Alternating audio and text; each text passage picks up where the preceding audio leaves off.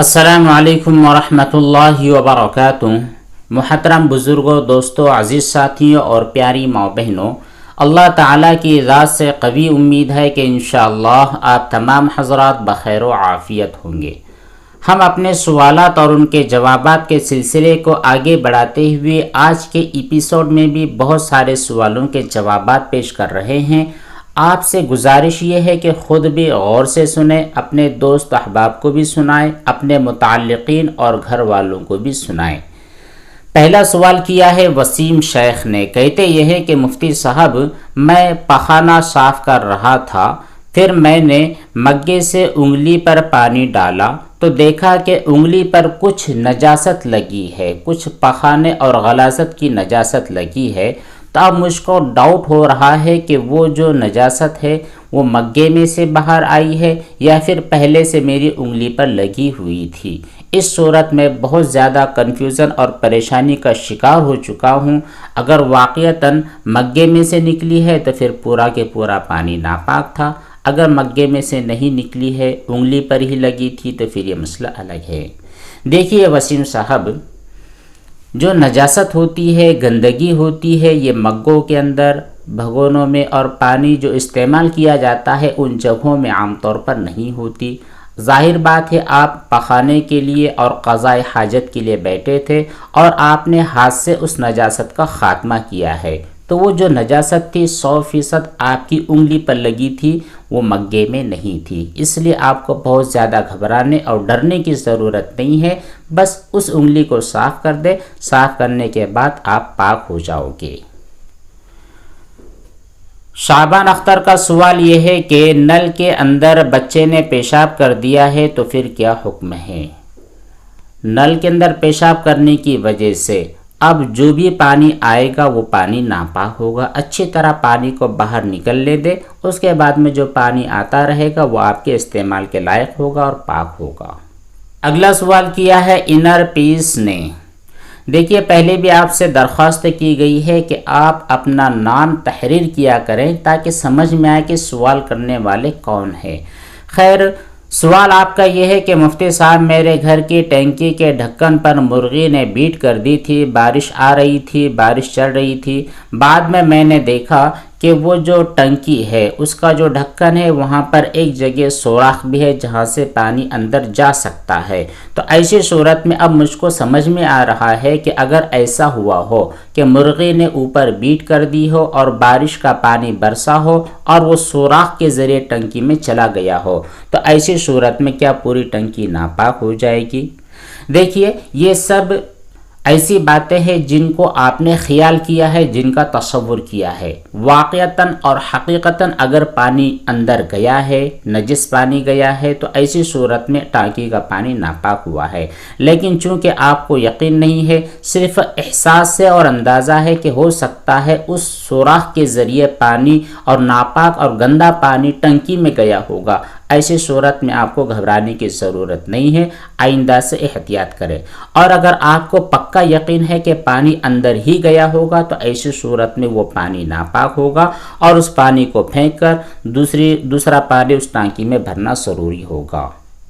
مہوش ملک کا سوال یہ ہے کہ مزی کو دھونا لازم ہوتا ہے؟ جی بالکل لازم ہوتا ہے، مزی بھی ناپاک ہوتی ہے۔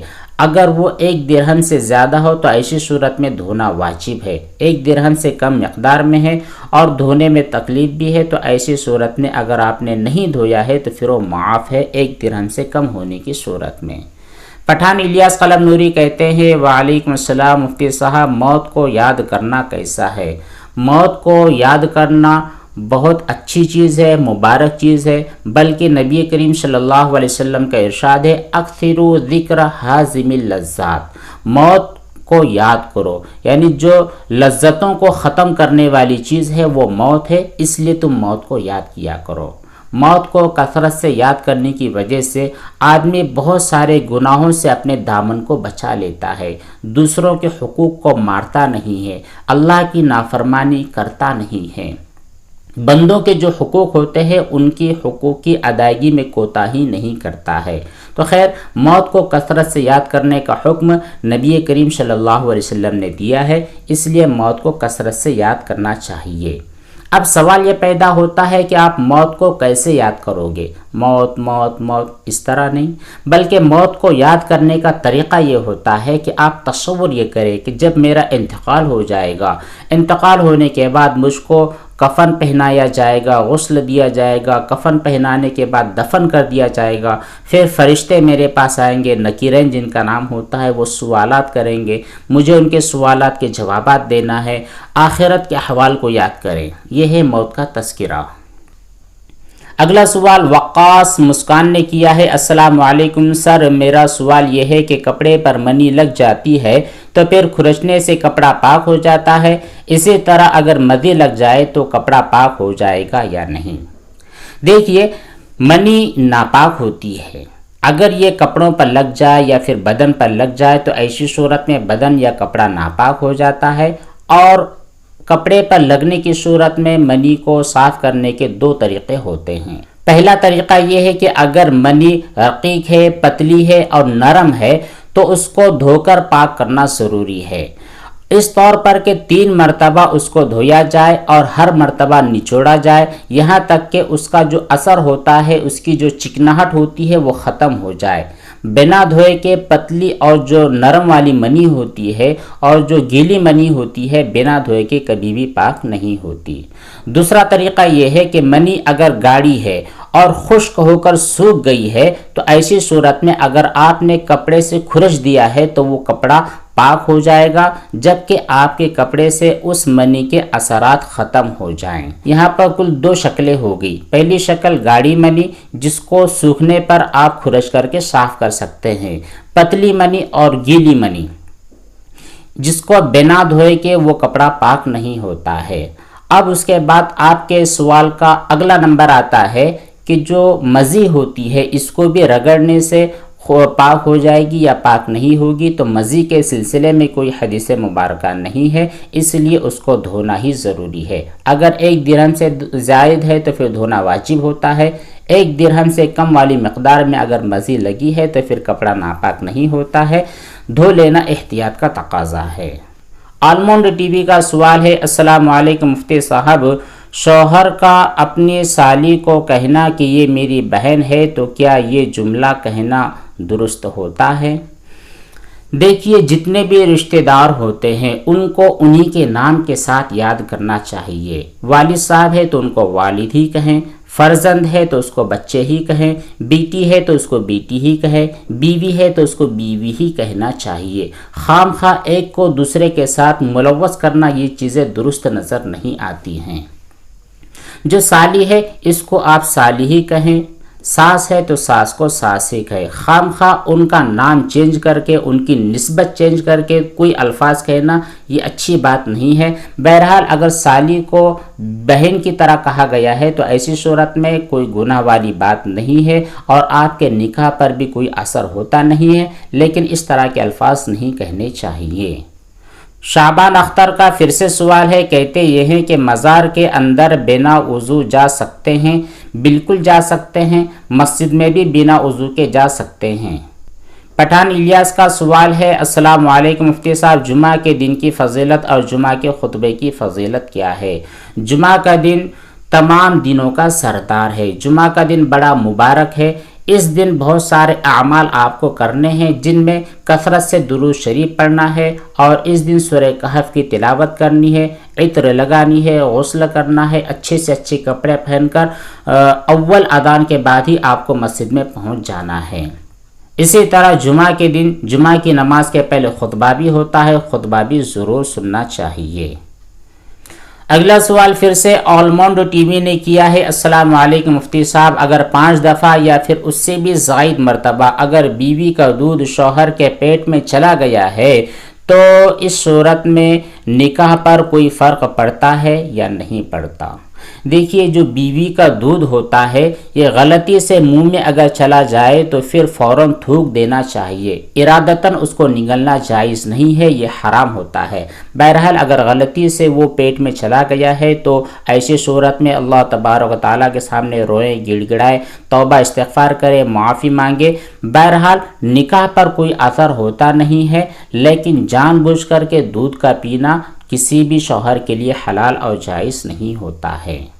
اگلا سوال کیا ہے ایک کیوٹ نے، آپ نے بھی اپنا نام تحریر نہیں کیا ہے۔ بہرحال آپ کا سوال یہ ہے کہ السلام علیکم مفتی صاحب، میری جائے نماز ایک بار ناپاک خشک جگہ پر گر گئی تھی، بچے نے اس جائے نماز کو اٹھا بھی لیا ہے، پھر بعد میں مجھے شک ہو رہا ہے کہ جن جن چیزوں کو وہ جائے نماز ٹچ ہوئی ہے یا بچہ گھر میں جس جگہ پر گیا ہے وہ تمام چیزیں ناپاک ہو چکی ہے، میں کیا کروں؟ بہت زیادہ پریشان ہوں۔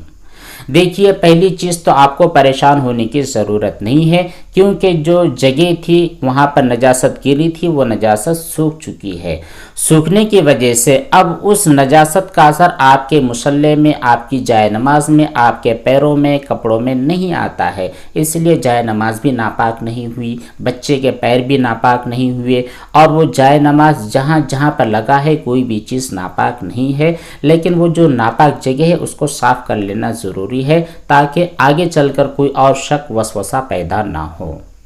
اگلا سوال پھر سے انار پیس نے کیا ہے، کہتے ہیں مفتی صاحب مجھے موت سے بہت زیادہ ڈر لگتا ہے، اگر موت کو یاد نہ کروں تو پھر دل گناہ کی طرف جاتا ہے، اور اگر موت کو یاد کروں تو پھر اس کی وجہ سے دل میں عجیب سے خوف پیدا ہو جاتا ہے، میں کیا کروں؟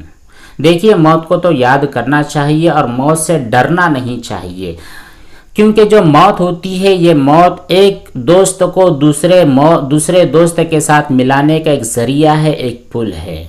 ہم اللہ تبارک و تعالیٰ سے محبت کرتے ہیں، اس لیے ہمارے دل کی خواہش ہوتی ہے کہ ہم جلد از جلد اللہ تعالیٰ سے ملاقات کریں، تو اللہ سے ملاقات اسی وقت ہو سکتی ہے جب کہ ہم مر جائیں، تو موت کی تمنا نہیں کرنی ہے، لیکن جس وقت بھی اللہ تبارک و تعالیٰ ہمیں موت دے تو موت دینے کے بعد ہمارا انتقال ہونے کے بعد ہمیں اللہ تعالیٰ سے ملنا ہے جو کہ ہمارا محبوب ہے، تو اس لیے موت سے گھبرانا نہیں چاہیے، موت کو یاد کرنا چاہیے۔ نبی کریم صلی اللہ علیہ وسلم کی حدیث مبارکہ ہے، اکثر ذکر ہادم اللذات، لذتوں کو توڑنے والی چیز یعنی موت کو کثرت سے یاد کیا کرو۔ موت کو یاد کرنے کی وجہ سے بہت سارے فوائد حاصل ہوتے ہیں، جن میں سے ایک عظیم فائدہ یہ ہے کہ ہم اپنی زندگی کو سنوار لیتے ہیں، اپنی زندگی کو گناہ کے خاردار کانٹوں پر چلاتے نہیں ہیں، اس لیے آپ کو موت سے گھبرانا نہیں ہے، موت کی یاد کرتے رہنے ہیں۔ اس کے لیے دن بھر میں آپ ایک وقت طے کر لیں،